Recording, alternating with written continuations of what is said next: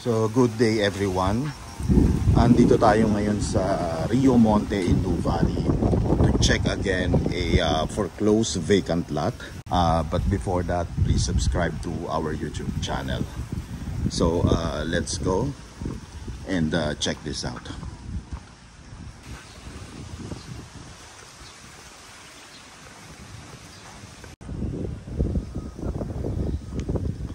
So this is the property. Vacant lot po siya.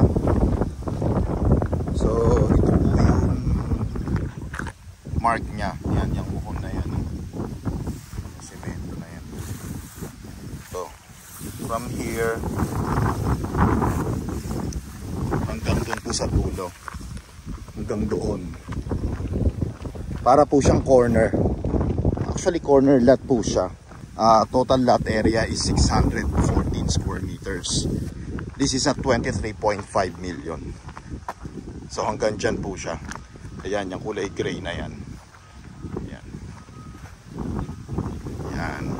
So 23.5 million or around 39,000 per square meter. Ayan.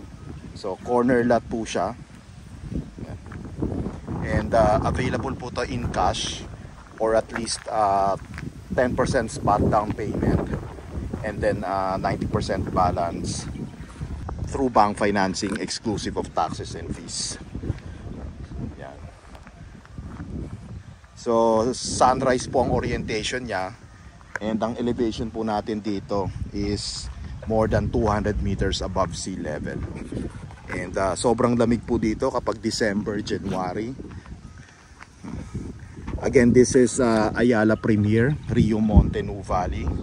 And utilities po natin dito, electric and water, are all underground po. This is high-end subdivision. So kung mapapansin nyo po, malalapat po yung kalsada dito. And asphalt po yung road natin. Asphalto po siya. So if you are interested to make an offer, this is first come first serve. And as is where his base is, please message us directly. Malapit po itong subdivision na to sa Miriam School sa New Valley Driving Range.